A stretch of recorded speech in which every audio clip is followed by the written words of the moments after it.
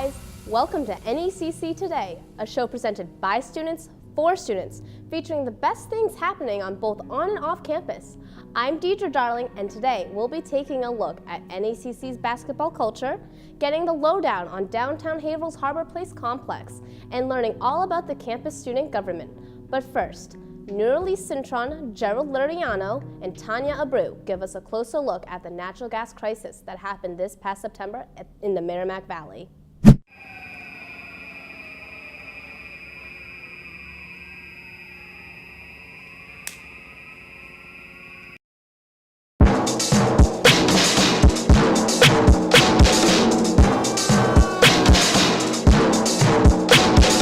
On September 13th, 2018, Lawrence was hit with a tragedy. Eruption of natural gas lines caused over 80 explosions and 40 fires in the Merrimack Valley. Anyone that lived in the affected area had to evacuate their homes until instructed otherwise. Many businesses were also affected and a life was lost because of the event. As of now, residents have returned to their homes, but some stayed in hotels and RVs because they do not have access to gas. That means no stove, no hot showers, and no heaters, but they do have electricity. We have conducted interviews with two Lawrence residents, Mary Guerrero and Jeffrey Luriano, both affected and are still affected by this tragedy as of November 10th. When I heard the news, I was actually over at Cafe Azteca right down the street here in North Lawrence, and I received a phone call from my daughter. She was frantic, and of course I didn't understand what was happening. And she said, "Mom, all the fire alarms are going off on all the houses in the street, and there are a lot of sirens, and they're telling us to evacuate. I don't know what to do. What do I do?" I thought that this was going to last hours because you always think a fire, firefighters come, they put it out, and people go back to their homes. But in reality, when everything happened and I saw that there was more than 10 houses I saw on fire, I knew that it was going to be quite some time. We are still affected by the tragedy because we haven't gotten our gas back. It's all kind of confusing too, and because of course now our appliances don't work. We're not sure, who does what and when. Not that they're not trying their best, but because they have to kind of keep changing the rules because things aren't working as they wanted to. It's more than they expected. And for example, like this past Saturday, finally people were in our basement looking at things, replacing pipes. And the person doing it went to I wasn't home, but went to my mom and said, you were paying a lot more for gas than you probably should have because those pipes were leaking really bad and gas was going underneath the foundation of the house. And I thought, okay, that sounds like we were in a lot of danger. Is the gas still there? Do I have any answers? And I don't. So after this tragedy, things have been so different because the whole problem is mental more than anything. People, they don't feel safe. They think that this is going to happen again because the companies that are responsible for this, they're not providing much information to exactly what happened. And that is keeping a lot of people outside of the loop. And for me, it affected me in many ways. It affected my family directly. It affected both of my businesses, which we have, seen losses over $100,000 in profit. And it hurts because you've been working all year, you've been saving all year, and then this thing happens and it just throws everything off. Plus the fact that your family is unsafe with no heat, no hot water, you can't cook. So I think that the biggest problem here is going to be the psychological part for people to go back to normal, because material will go back to normal, but your mentality is very difficult. Columbia Gas has provided a lot of accommodations. Obviously, with so many people affected, you have to kind of be the squeaky wheel and keep asking for help. And so you worry about people around you who have not asked for the help, but we did. And because my mom's in a wheelchair and they offered, and we didn't have gas, we don't have heat, they offered, she could stay in a hotel or she could stay in an RV.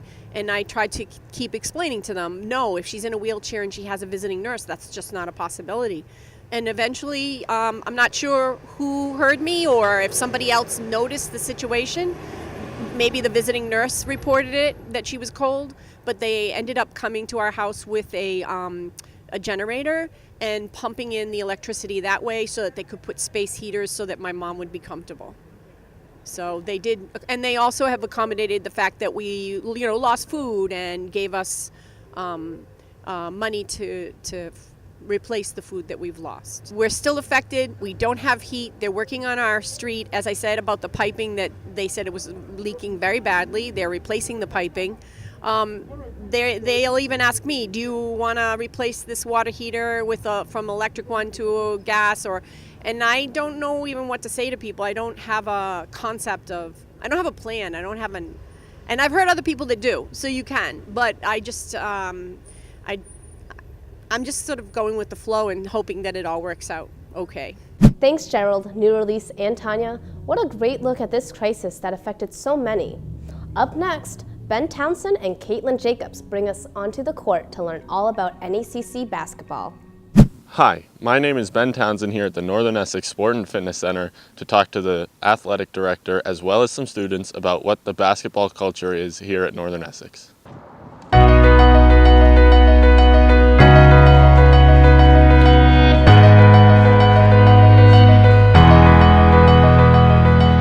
They started off 0-2, and they bounced back and they've won 2 more. Those first 2 games, those were a good learning experience for them. I think they played against those schools that they played against. They're in a different league.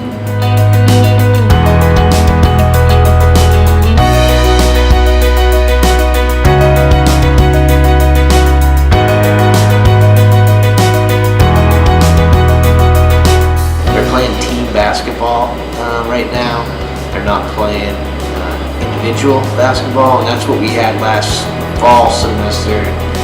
You could see it was wearing on people, but the style of play they're playing, teamwork. I think if they keep it together, it should pay off for a successful season.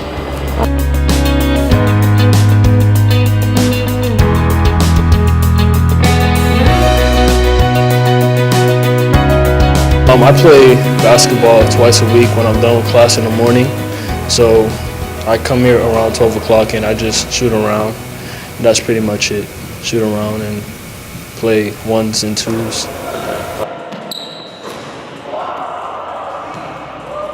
Like in high school, you can't really use the gym after class so I think it's nice that they have an open gym where students can play when they're all done with class. And you don't have to pay for it.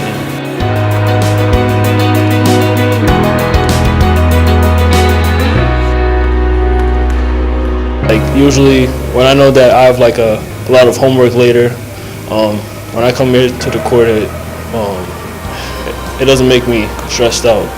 Yeah, so when I come to the court, it relieves my stress and things like that. So.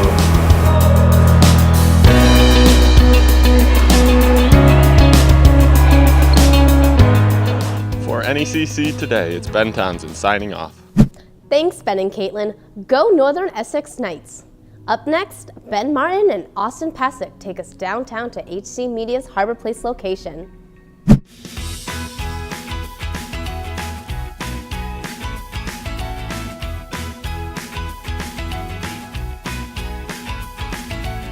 Hi, this is Austin Pasick from NECC Today, and today I'm located at the HC Media Studio in the Harbor Place building in downtown Haverhill.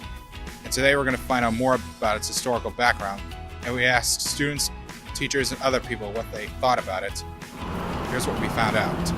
Well, I think what people like about this building is it's brand new, it's shiny, it's pretty, it's modern. It is something in downtown Haverhill that feels exciting. There's something happening down here. Our space functions not only as a training facility, which is what the students are used to seeing it as, but it also functions as a full studio with 6 cameras and a control room and a switching unit. It also, on top of that, functions as a performance venue.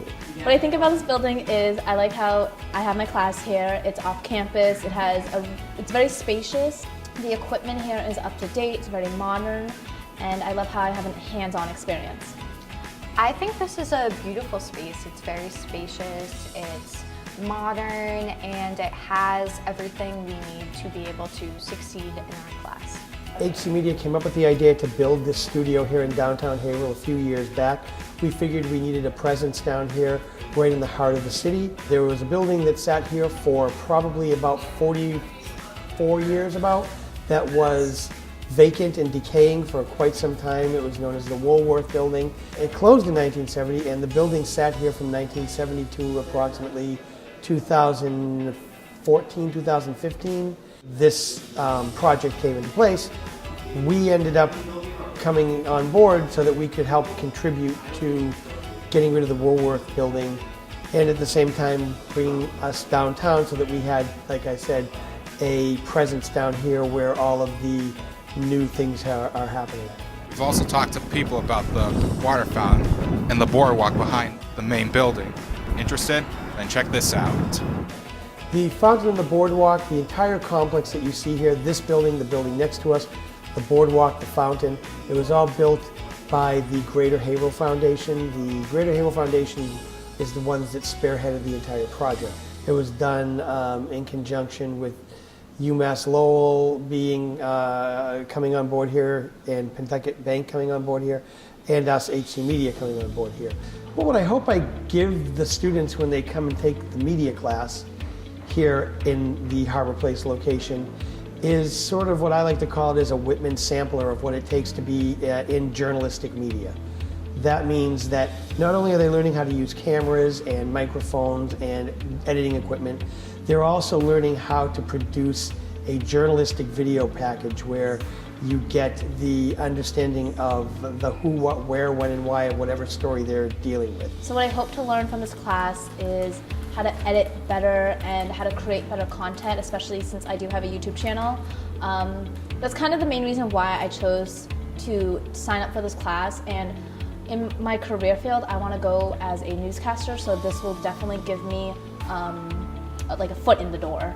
In this class, I hope to further my already current knowledge on media, such as editing, shooting, and I hope to gain more opportunities to volunteer with the channel and just overall expand my knowledge. Hopefully the folks from Northern Essex that utilize this space get something a little more than what maybe they could get were they on campus at Northern Essex. They're getting state-of-the-art facility with state-of-the-art editors, state-of-the-art cameras like the one that we're looking at right here. So what draws me to media is that I can express myself and show people a little bit about my life through Snapchat, Instagram, Facebook, and that's kind of why I decided to do a YouTube channel, because I want to show people like a different side of me than, you know, when I'm at school or when I'm just at home. I want to kind of teach people what I have taught myself. We show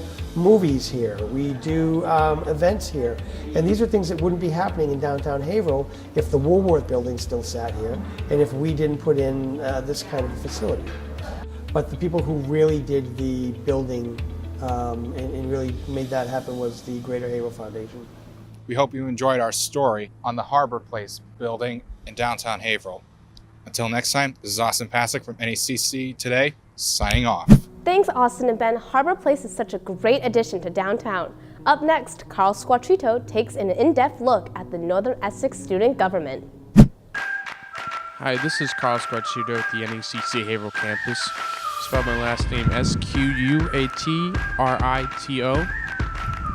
I'm here to learn more about the Student Government Association here at the campus, and I hope you learn a lot more about this club that we have here at the campus, because it does inform a lot of the students about all the actions going around the campus. I hope to see you later on when I take on interviews with the club's members.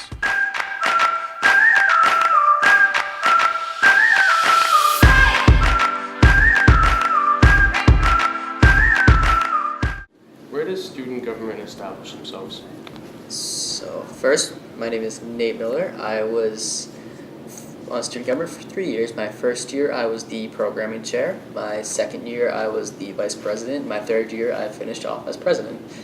And So it's funny, when I started, it was in room A112 where we met, and now it's in the Student Center. And the office also moved to the Student Center, which is on the second floor in rooms SC216. Alrighty, so what is the SGA?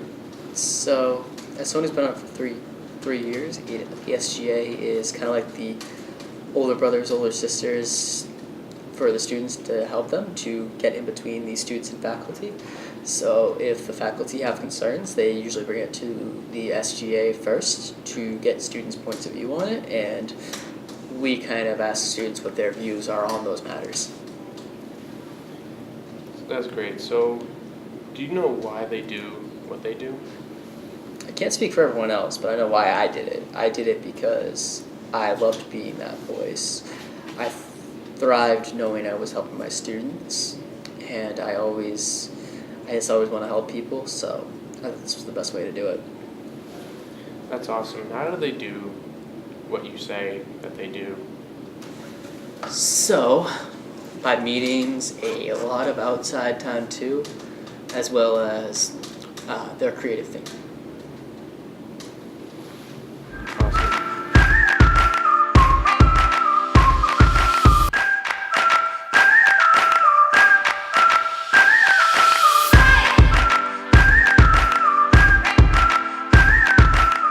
Hi, my name is Carl. What is your name? My name is Tia Franklin Garrett, and I'm currently the programming chair on our SGA here at campus. Tia, tell me, what does SGA stand for? SGA stands for Student Government Association. What's the best event you guys have ever done? Oh, that's a hard one. We've done great events so far in the past year and a half I've been on. We've done fundraisers for different organizations and nonprofits throughout the community. For example, we did a veteran dodgeball fundraiser last year. We did brain wellness. Actually, last week that went over extremely well. We've done sexual assault awareness, as well as hosting Nights Day and Nights Appreciation Night. How does SGA affect the student community? SGA affects the student community in a lot of ways. Some of the things that some of our responsibilities are we decide the class graduation gift every year depending on campus. So this year we're deciding for the Lawrence campus. Last year we gifted the Haverhill campus of a new Knights mascot. We also are we're the first line of representatives for the student bodies. So if the president has any questions or any of the higher ups in the faculty and the staff have any questions, any of the department heads, they tend to come to our club for student opinions and voices to kind of have a better sense of the community and what kids are complaining about in the classes. For example, it could be something with scheduling and registration, or the classes being offered, or just the different programs we have here, stuff within specific majors, stuff in activities. So for example, things that are happening in the sports and fitness center, things that are happening with Blackboard, things like that. So we are pretty much the first line of representatives for the student body, opposed to the students themselves, for faculty. Thank you, Tia. Problem.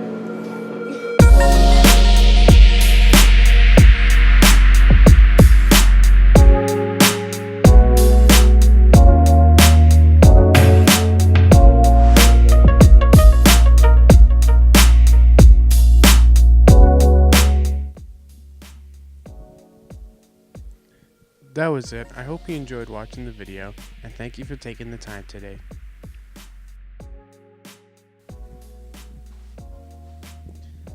Yo, yo, yo. Who did you think was coming up on the studio?